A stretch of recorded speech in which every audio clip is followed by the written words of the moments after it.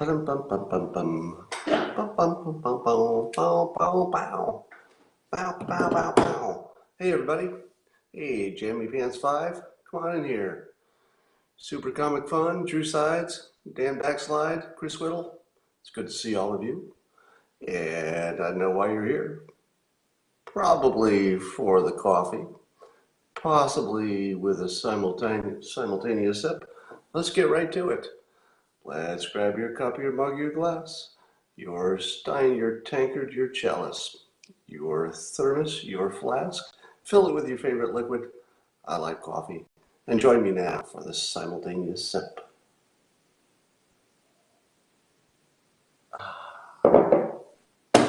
That's good sipping.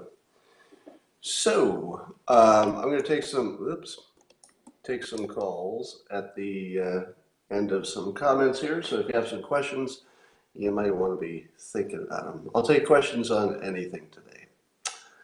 Anything at all. So let's talk about what's new. So it turns out that North Korea is trying to interfere with American elections. Here's my question to you. What country is not interfering with American elections? Quick, name a country that's not interfering with American elections. I mean, North Korea clearly is. They just made some comments about Joe Biden. Israel obviously is. They're naming stuff after Trump. I mean, when Israel starts naming things in Israel after your president, they kind of want that guy to get reelected, or that woman, depending on the timing. So, what about Venezuela? Venezuela is affecting US elections probably more than any other country, and they're not even trying, simply by being Venezuela. Venezuela just sits there being Venezuela. That's probably going to have more impact on our elections than Facebook, just by its example. What about China? China's definitely interfering with our election. They might not be trying to do it, but everything about how they act is having an impact on our elections. So I'm starting to think maybe we should just get rid of this fiction about other countries interfering with your elections and just embrace the fact that all of our elections are international affairs now. Now, I'm not completely serious, but the point is, you can't really turn off the impact from other countries. Yes, maybe not Slovenia, as somebody said here, but the big countries. Let's talk about another big country, Iran. Oh, let's talk about China first. So I was watching I think it was the Chinese ambassador being interviewed on, I forget which network, and the Chinese ambassador was answering questions about, potential bad actions by China. And I've never seen a worse ambassador. How in the world does that guy keep his job? He was just the worst. If you ever get a chance to see the Chinese ambassador to the United States on TV, you have to watch it just to watch how bad he is. Now, a question I have is whether all I'm seeing is some kind of a social cultural difference. Because the way he answers questions looks exactly like he's lying. I had my mic intentionally away from my face, but somebody's saying I should move it closer. So, and specifically, he was asked about Huawei, if I'm pronouncing that correctly, the Chinese telecom company that the U.S. is saying if you install their equipment, they'll spy on all your traffic. And listening to the Chinese ambassador try to explain that away, it really looked like he was confirming everything about them, because his denial was so transparently wrong for Western ears that I wondered what I was even listening to. And so here's my question. Was it a cultural difference? Because if you ask somebody from the United States, hey, is your company putting spy equipment in all of your telecommunications gear? If you ask somebody from America, They will say, no, that's not happening. That's a ridiculous rumor. Here's probably how it got started, but no, there's no proof to that. No, there's no evidence of that. And by the way, we invite the inspectors to come in and look at our chips, and you could just tell. So an American would answer it that way. They would go right at the facts. The Chinese ambassador simply sort of changed the subject. And I'm thinking to myself, okay, do you even know what country you're in? If you're in the United States and somebody says, did you murder that person? And you say, well, we could talk about murder, but maybe we should talk about the weather. Why is nobody talking about the weather? Why does everybody have to talk about the murder? Why don't we talk about the weather? If you say that in America, 100% of Americans say, oh, okay, you're guilty. Obviously, you're guilty. You didn't even answer the question. You just changed the subject. And here's this Chinese ambassador who apparently knows nothing about America. How the hell did he get his job? And I'm serious. Probably the least qualified looking person I've ever seen in such a high profile job. He acted like he didn't know how Americans work. He answered the question in a way so damning and so confirming of Huawei's inappropriateness in our networks that I thought, how does he even stay alive? I mean, seems like he'd be sent to one of those concentration camps. And then he was asked about the Uyghur concentration camps. At least they're being called that. And he actually, with a straight face, looked at the interviewer and said, "No, those are just job education places. Everybody can come and go. Doors are open. We don't even have a lock on the gate. You can just walk in there and get some training. And of course, we want them to be trained so they can be productive citizens. Why wouldn't we want them trained? Why wouldn't they want to be trained?"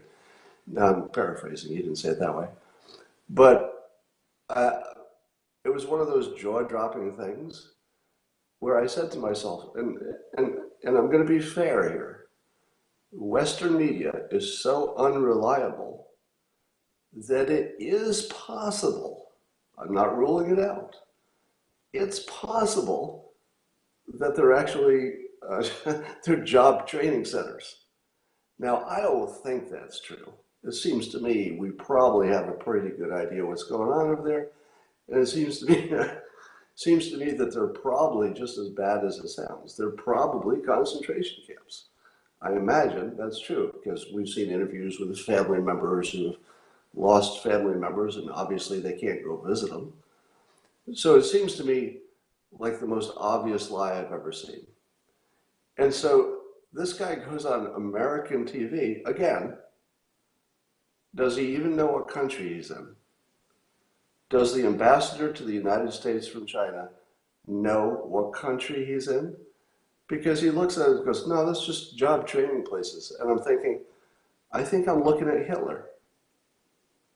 So this Chinese ambassador made me think, instead of thinking, I thought he would have answered the question about the Uyghur concentration camps. I thought he was going to come up with something better, at least a lie that sounds a little bit like there's some gray area. Like maybe he could have said, oh yes, it is, they are detained there, but they've all committed some kind of a crime. We're trying to rehabilitate them. And I was going to say, well, that's evil enough. I wasn't going to think that that was good enough. That was still a concentration camp. But I thought they'd put at least some kind of spin on it to make some kind of attempt to make it sound like there was some reason why maybe the coverage of it was not quite accurate and really it was a good idea. I thought they would at least take a run at it. And he looks right at the interviewer and says, no, there's just job training places. Of course, it's all voluntary. And I just thought, that guy needs to be, I don't know, executed? Because what he was talking about was a concentration camp. And he just lied to the world about its existence. Now, I suppose that part's his job. But really, China, you couldn't come up with a better cover story than that. It was pretty pathetic. All right, enough about that guy. I'm just quite seriously, I don't know how he keeps his job. He could not have been a worse spokesperson for China. But I do appreciate that he's so bad at lying that he doesn't leave any question about the facts.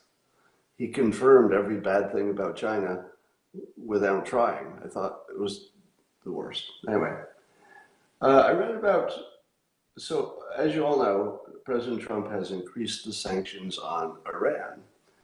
I did not realize how effectively he had increased the sanctions on Iran. Listen to this. I just found out this today.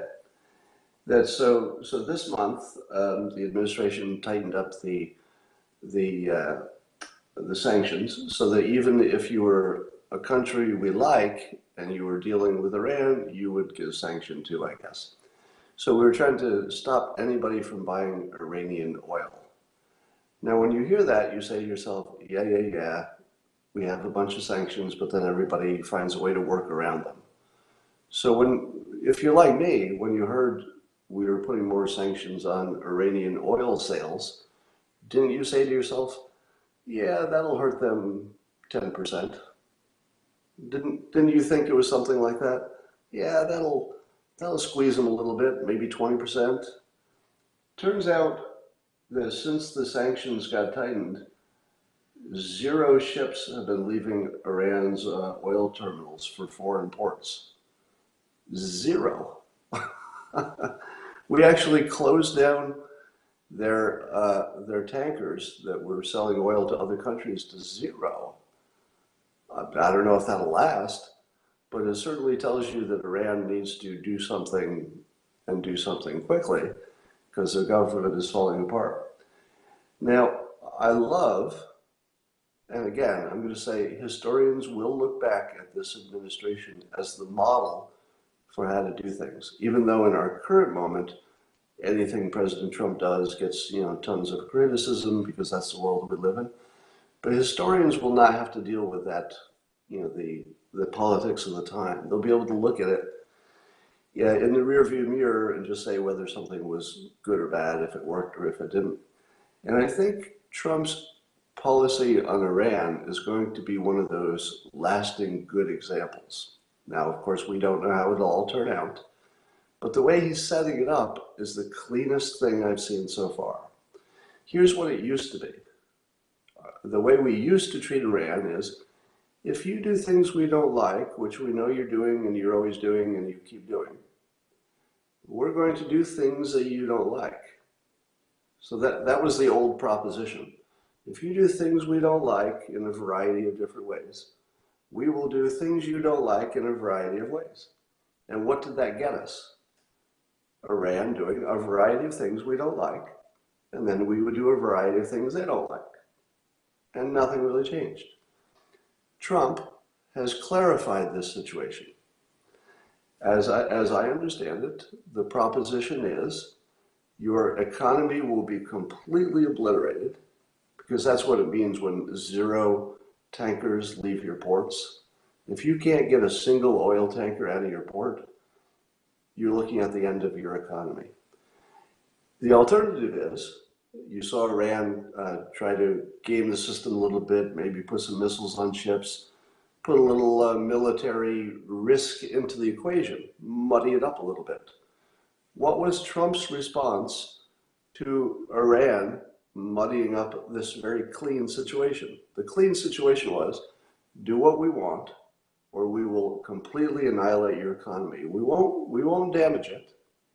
We won't take it down 10%. We won't impede it. We will eliminate it. We will eliminate your economy. That's the Trump proposition. So they try to add some variables with the military stuff. What does Trump do?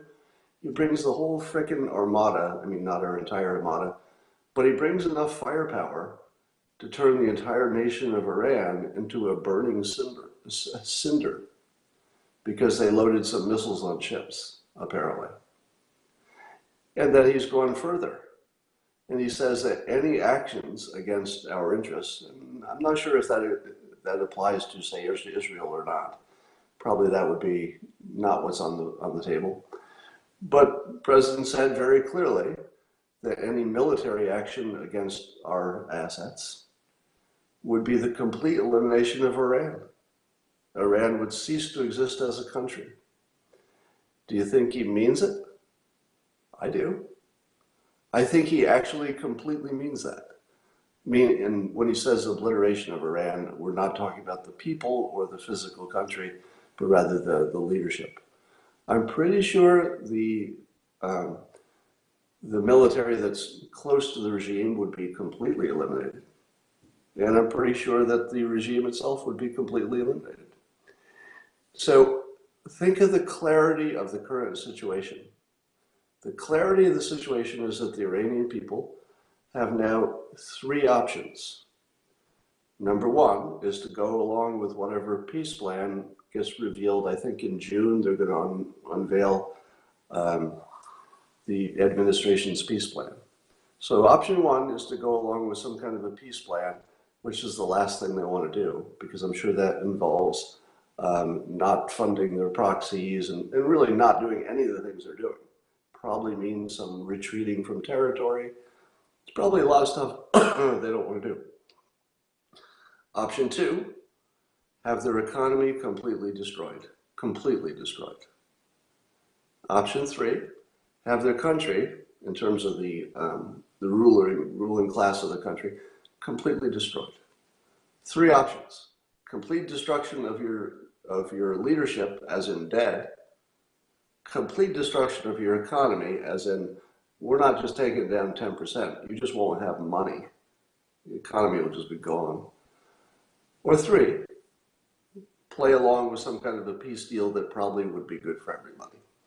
Now, the only way you could ever imagine that Iran would agree to anything would be with this level of clarity.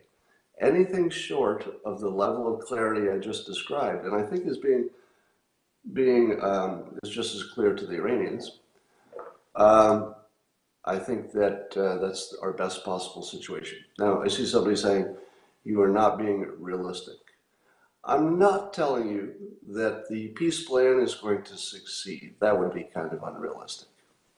I am telling you that the clarity of the way in which we're dealing with Iran is unprecedented. We've never had this kind of clarity. And clarity goes a long way for this stuff. The best thing you can do is find some clarity. And Trump has definitely found that. So this is why I think that Trump will be seen as the model for how to do this stuff in the future, because of the clarity of it, completely black and white. All right, let's talk about something else. Why is it that we're not seeing as many images from the border? Have you noticed that? We keep hearing about the immigration problem getting worse and worse and worse and worse, but I don't see that many pictures anymore. It seems as though the news, and maybe both sides of the news, are downplaying the border stuff. Why is that? Now, it could be because it became bipartisan in its own weird way. The border problem started as, the Democrats saying, well, it's not that much of a problem. It's not that much of a problem. So let it, just let it go the way it is. And then the Republicans say it's a big problem. But now it's obvious that it's a big problem to everybody. And so under those conditions, it feels like maybe the news doesn't need to cover it so much, because we don't know what to do, except we need to do something better. And so that's our situation. So I think it's just left the news because the Democrats don't have anything to complain about, and the Trump administration is. All right, I'm just looking at all your comments about my microphone. Let me tell you that I'm not going to change it. So it is what it is. If it doesn't work, it doesn't work. So you don't need to tell me anymore. I saw that Beto is going hard for impeachment. It's going hard for impeachment. And I was watching him and I thought, he doesn't even seem close to being a viable candidate. Doesn't even seem close. And I'm also going to officially revise my prediction. Are you ready? So I had a prediction months ago, about maybe 6 months ago, that Kamala Harris, was the strongest candidate for the Dems, and that she was the most likely to be a risk to Trump. I have now watched Kamala Harris in action. I have seen her proposals. I have watched her interact on camera. She is one of just about the worst candidates I've ever seen. How in the world did she even get elected senator? Am I wrong? She seems awkward. She seems uncomfortable in her own skin. She's got policies that only sound crazy and impractical. And she has added nothing interesting. She's boring and terrible at the same time. And for a long time, I thought she was their best hope. And so I'm starting to understand why the Democrats are pushing Biden, who on paper seems like the least likely person who could beat Trump. This is my opinion, not anybody else's opinion. In my opinion, he's a terrible matchup with Trump because if you start with Trump, all of his good points, and you remove all the good things from Trump, oh, he's brave, he'll do things other people won't do. He's unpredictable, he's interesting, he's funny, he's provocative, he knows how to use social media. If you just start with Trump and one by one you pick off all of the qualities that are good about him, you just remove them from Trump, what's left is Biden. Biden is like the frame that you build a Trump on. Biden is the boring, the boring nothing that he could not be a worse matchup. And I don't think that I'm exaggerating right now when I tell you that it seems to be some kind of a strategy by the press to give Biden less time to talk on television. Am I wrong? Because it seems to me that Biden would be doing TV interviews just every day. Like every day there'd be a sit down, a one-on-one, because you could get all kinds of attention doing that, and Biden is in a campaign. Why would he not want more attention? I'll tell you why. I'm pretty sure that the press has figured out that the more we hear from Biden, the less we like him. The more he talks, the worse he is. So I don't think the president has anything that looks like a threat out of the entire field unless there's somebody who emerges who has not yet emerged. So I would say I would rule out Buttigieg, rule out Beto, rule out Harris. Biden might get the nomination because somebody's got to get the nomination, but he's certainly not competitive with Trump unless something really big changes between now and then. So who's left? I've already sort of run out of names of people who are serious looking, at least. And I don't think, so I don't know. We may see somebody who's lower in the pack at lower than 2% approval who might rise. But the slaughter meter is at 140%. All right, Gorsuch and Kavanaugh. There's a story on Fox News about how their votes have been more independent than people thought. So here's a little surprise for you.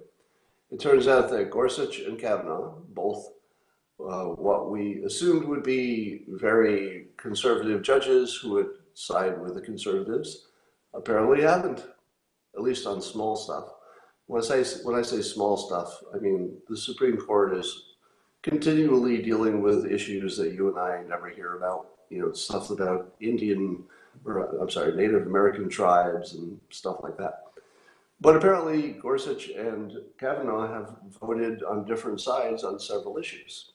So they are less predictable than we imagine. Yeah, I see people asking about Tulsi Gabbard and Yang, Amy Klobuchar. Klobuchar just doesn't have the personality. Yang is interesting, but he's a bit of a technician. In other words, he's got tons of policies, and almost all of them sound interesting. If you were going to have a conversation, sit down and have coffee with one of the candidates, Yang might be the most interesting one. Maybe Buttigieg. Buttigieg would be pretty interesting. But if you had to sit down and actually spend some time, if you had to spend an hour with one of the candidates, who would you spend time with? Well, I could talk all day with Yang. I could just talk all day with that guy because he's got all kinds of interesting ideas. They may be good, they may be bad, but that's just like my ideas. He has lots of them. And Buttigieg would probably be interesting just because he's so smart and he looks like he'd be funny. But I can't imagine spending an hour with Beto, can you? Could you imagine spending an hour, just you at lunch, and it's just the one candidate on the other side of the table, and you have to spend an hour just making conversation? Could you make an hour of conversation with Beto? That would be painful. Or Klobuchar? Ugh. I don't know if I could spend time with them. Um, so anyway, they've got a real charisma gap on that side. All right. Turns out that 4 in 10 Americans like some form of socialism. Your hair's on fire. 4 out of 10 Americans like some form of socialism. What does it all mean? What does it all mean? Nothing. Nothing at all. This whole socialism versus no socialism is the biggest phony. Uh, the whole conversation is phony because it's all about definitions of a word. It's not about it's not about content. It's about what words mean.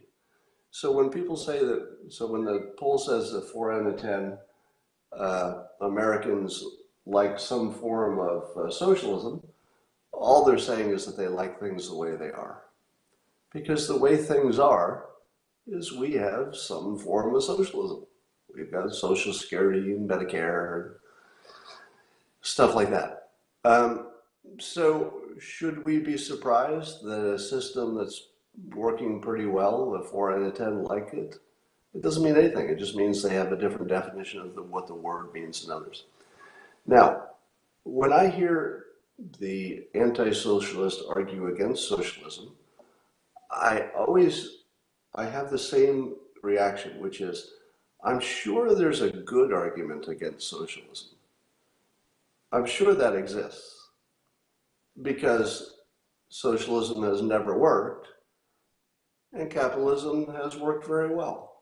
So I'm sure that somebody can come up with a persuasive sounding argument against socialism, but I haven't heard it. And again, let me be very clear. I think socialism is a big mistake. But why can't anybody make a convincing argument against it? What's up with that? Well, part of the reason is socialism isn't one thing. It's sort of like finding a cure for cancer. Remember when you were a kid, those of you who are older, you thought, well, I hope science comes up with a cure for cancer. The reason the science can't come up with a cure for cancer is that cancer isn't one thing. It's like hundreds or thousands of things that they just put in this label. So even if you could cure one kind, and we're pretty good at treating specific kinds of cancers now, it doesn't cure cancer because it's just this one little thing. So socialism is like that. There are all kinds of different ways you can do it. So if you say socialism is good or bad, you're not really saying anything. So whoever is arguing socialism is good is saying nothing. Whoever says socialism is bad is saying nothing. It's a conversation between two nothings. That's why neither side is persuasive, because it's a nothing arguing against a nothing. If you can't define exactly what socialism is, you can't really compare it to anything. It's a nothing compared to a nothing. And yet we get all worked up about, oh, this nothing is much better than this other nothing that I haven't defined and could be anything. So the best I've heard is when people say, hey, when you consolidate power, excuse me, when you consolidate power, you get every bad thing that human beings do when they have too much power. It sounds reasonable, right? If you consolidate power, then whoever's the boss of whatever that power structure is has too much power. And then when people have too much power, you don't have competition and there's corruption. But do we see that with Medicare? Do you see a lot of headlines that say Medicare has resulted in what? Aren't people pretty happy with it? What's the biggest problem with Social Security? Well, it's hard to pay for, but we seem to have figured it out so far. So where is the Social Security corruption that's destroying the country? If you're going to make an argument against socialism and it's about centralizing power corrupts things, you'd better give me some examples of American centralized power that corrupted. Did Medicare become corrupt? Did Social Security become corrupt? I mean, there's a math problem of who pays for it, and if you have enough young people to pay for the old people, and those are real problems. But they have nothing to do with socialism versus capitalism. They're simply sort of functional detail problems. Somebody's saying the VA. Perfect example. So the Veterans Administration was corrupt because it had sort of a centralized control. How easily it was fixed, well, I don't know if it's been fixed, but at least they could address the subject by giving, apparently veterans now have an option of getting private care if they would have waited too long for the Veterans Veterans Administration. So when you see so many examples of where you can add a little market pressure to the public option, that's not exactly socialism, is it? Is the Veterans Administration socialism when all the president had to do was say, okay, you veterans, you can also use private stuff, and so now you've got some competition in a sense. I don't know. Yeah, I'm not saying the Veterans Administration is fixed, but they've at least tried to address some of the problems. And even if you say that the Veterans Administration is a good example of centralized power going wrong, don't we have lots of examples of decentralized power going wrong? Take, for example, social media.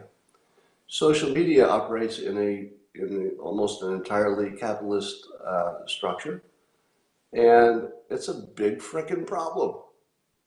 So did capitalism make social media work really well? Well, in a sense it did, because the businesses are very robust. They make a lot of money, they employ a lot of people, they develop technology. So in those ways, all great. But they also created some real social problems, as in nearly eliminating free speech, effectively, even though free speech is about governments, not private companies. The effect of it is pretty darn bad. So when people argue that capitalism is good and socialism is bad, that's really just two nothings being compared, because those are such vague concepts. You really need to look at the specific. Likewise, when we're looking at healthcare, it probably would be a bad idea to have the government making decisions about healthcare. But would it be socialism if the government simply was one of the customers for healthcare? Because we could have an option where you could have the government healthcare and the government would be paying that insurance at the same time that people are using the public competitive market, and they could be in the market at the same time. Would that be socialism? So here's my statement. People are trying to win the socialism argument by first of all saying socialism is Stalin or some other example from Venezuela, etc. I don't think Venezuela's problem was socialism. I realize that's an unpopular thing to say here. Let me ask you if you think that's the case. I'm no expert on Venezuela, but I'm watching that situation, and it doesn't look to me that the problem was socialism. It looked like the problem was the leaders. It looked like you had a dictator problem. Am I wrong about that? Am I wrong that Venezuela's problem was a dictator? Now, a dictator chose socialist policies, etc., which ruined everything. But it wasn't the socialism that ruined it. It was the dictator. The dictator made nothing, nothing would have worked with that dictator. Uh, Somebody says, God damn it, Scott, Venezuela has to be in the state it is because of socialism. Really? Well, let me ask you this. Let's say Venezuela had an enlightened leader. And that enlightened leader said, well, we can't go full socialism because it wouldn't work. But what we will do is make sure all of you have good health care. Would that be the end of Venezuela? Do you think Venezuela could not have provided health care to its citizens and just kept everything else the same? Capitalist businesses, etc. Of course it could. So when you say to me that socialism ruined Venezuela, that is so dishonest. It's either uninformed or dishonest, if I'm being blunt. It's dishonest because there's no such thing as socialism. There are lots of different things you can do within socialism. The United States does a number of them, and it has not destroyed the United States. Venezuela, likewise, could have done some socialist things, and they would still be a fine, vibrant country with a great economy. They did too many of the wrong things, and they had a dictator and God knows whatever other problems. But blaming it all on socialism is so simplistic. That's just a talking point from the news. So I've said before that the news assigns you your opinions and that we don't have independent opinions. Everybody here who reflexively says socialism ruined Venezuela, you have been brainwashed. That's it. There is no logic to that thought. It is a completely baseless, irrational statement that socialism ruined Venezuela. And I don't even know much about Venezuela, but that much is obvious. Because socialism hasn't ruined most of the European countries who have a little bit of socialism. I'm seeing people tentatively say, I actually agree with you on this. And you see people are being a little bit hesitant to say that in public. Because when you hear me explain it, are you mad that you've been told that socialism destroyed Venezuela? Is anybody actually mad that they've been told that? And it's just so obviously not true. Because socialism isn't a thing. It's a whole bunch of things. And if they'd done the right things and a few things, they'd be fine. Just like the United States. We did some socialist things, we didn't go too far, and we're fine. So don't let yourself be fooled by that socialism versus bad socialism. Bad government killed Venezuela, beginning and end of story. Bad government, a dictator, that's it. Corruption and whatever things that dictator allowed. Somebody's saying define socialism, which is my point exactly. If you can't define it, you don't have anything to say about it. All right, I'm going to take some questions. I'm going to open it up here because I promised I would. Let's see, who looks interesting? I'm only going to take questions from people who show their face and real name, okay? So let's see what Thomas has to say. Thomas, can you hear me? Thomas. Hello? Do you have a question, Thomas? Oh, shit. No, it's Steve, but anyway. Can you hear me? Yeah. Oh, okay. Can you hear me? Steve, do you have a question? Yeah, my question is, well, actually, I want to throw out a fact first, and it's about healthcare. And in the 60s, healthcare was 5% of the GDP. Today, it's 18%. Of course, that adjusts for inflation, in that it's in the GDP. And my question is, isn't that number enough an indication that um, something is seriously wrong with No, healthcare? it's an indication that things are seriously right. The primary reason, in my opinion, that healthcare is so much higher as a percentage of GDP than it used to be is we can do so many things. So we have drugs we didn't used to have. So in the old days, you didn't have to spend money on drugs that didn't exist. We had procedures that you couldn't do, operations that we'd never thought of, scanning devices that didn't exist. Yeah, going from whatever you said, 5% of GDP to 18% feels to me exactly what a healthy society should look like. We should be inventing new expensive things that will come down in price over time. But each time we come up with a new way to keep people healthy, we always would choose a little extra expense to keep these extra people alive or healthy, especially since these extra people could be us. But Well, that's a good question. Thank you. well, I would kind of respond with this.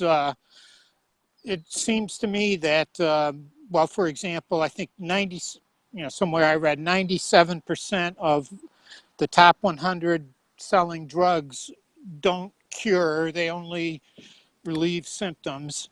Yeah. Uh, Things also that kind of concern me include I'm a little confused about what the FDA requires to approve a drug above the placebo effect, which it Yeah. seems to me it could be just a single digit because my readings just says it has to be statistically significant.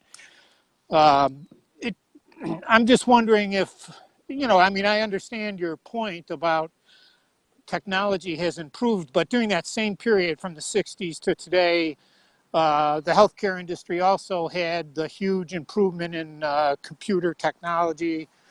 So I just, Yeah.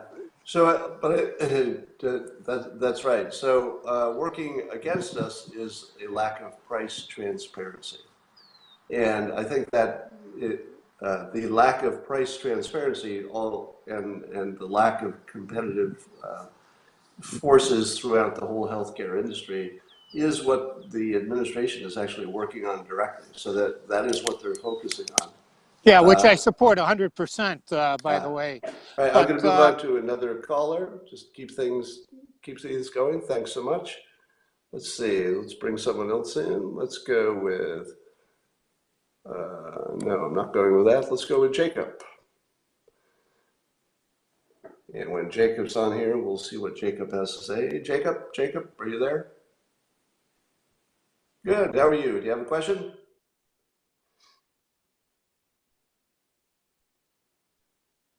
Mm-hmm. He said something kind of poignant. He said, "Where is that for the rural areas of our country, and especially where we live? The rural areas there's no work, no money, and they're just falling into darkness and despair. Along with that comes drugs and crime. And the strange fact is that the majority of the countries, U.S., Canada, are rural. There's only a couple cities, right? And all of these Yeah, people they're running out of hope." yeah, you're right. We don't want to forget the rural communities. The blight authority concentrates where there's a very specific problem, and this, it's a whole different dynamic once you get out of the city.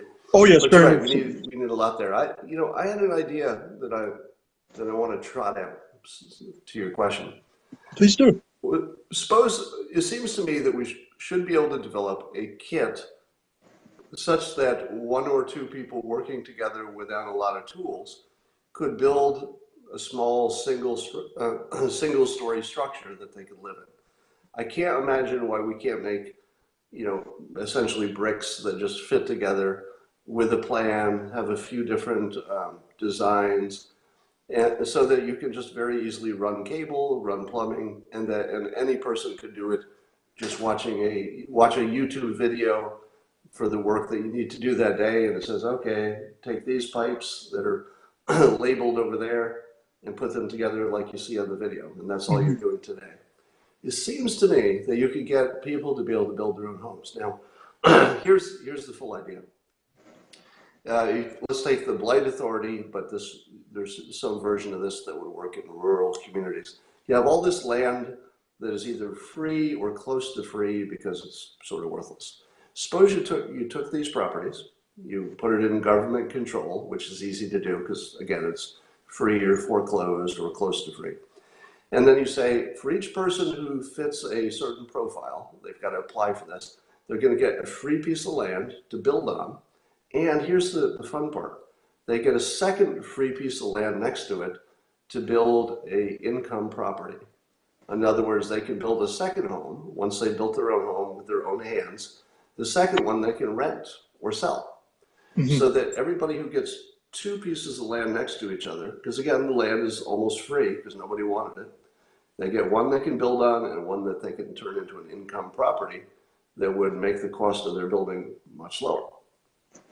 And Yeah. it seems to me that you could come up with kits where people could build their own homes with some exceptions, such as you might need a backhoe to come in and move some dirt around. So there might be some site prep and sewage and stuff like that that has to be done by big companies.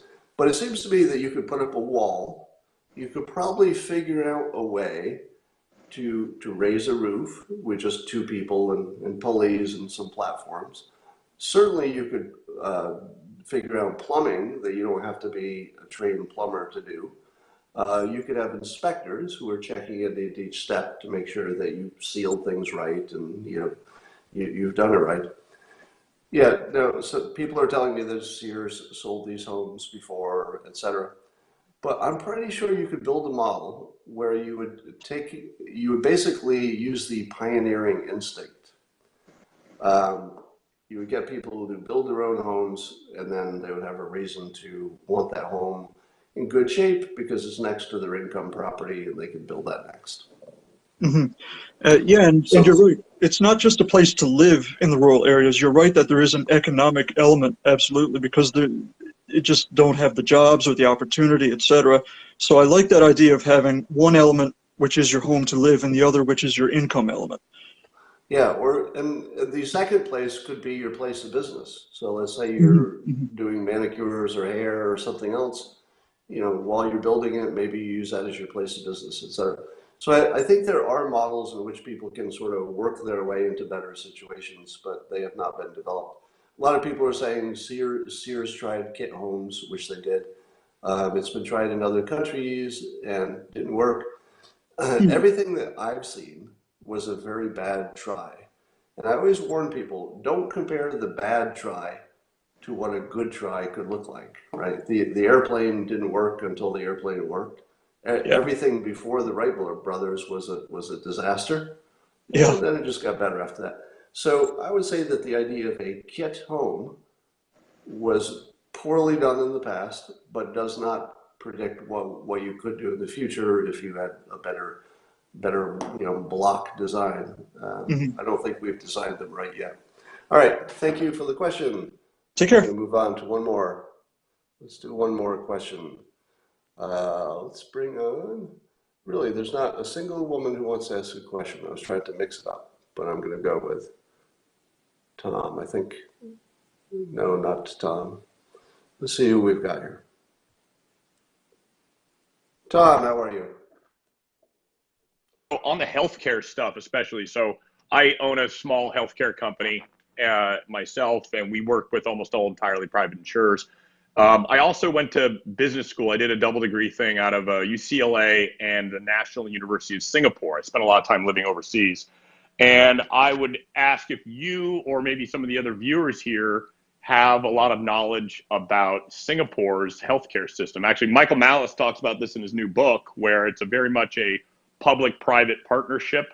Singapore has aspects that are very socialist in some ways, and obviously some ways even totalitarian, but it's also hyper-capitalist in many ways as well. So I'm kind of curious if you've looked into that, or maybe some of the other guests here have. Yeah, I have not looked into it, but if what you're saying is that it's a hybrid of some kind of government, probably a government safety net, but they make sure there's a lot of competitive elements within the market, that's what you're saying essentially. Is that the big picture? Not only that, yes, but also prices for procedures and drugs are clearly posted. I've used the healthcare system there as a foreigner, as a student, where for an urgent situation that I had, and what would have cost probably several $1,000s cost me about, I think, 70 Singapore dollars too. So and these are for minor things, and but also for the big ones too. And they have exceptionally low taxes, but also the standard of living is very high, and cost of living is very high as well, though. So that's something to think about. But Singapore it's my second favorite country in the world. I think you guys should take a look at it. Yeah, I like that idea. I'm going to take you off now, but thank you for that. I like the idea. Whoops. And follow me, Scott.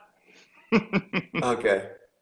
Um, so we always talk about the current healthcare system versus a single payer, and it seems to me the most obvious productive place to be would be neither of those places. You wouldn't want a single payer for all the obvious reasons.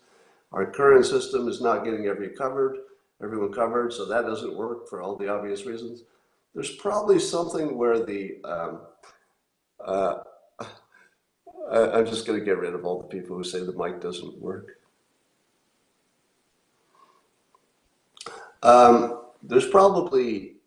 There's probably something that makes the government just the biggest customer, and there's still plenty of competition. So I think that's where it's going to end up.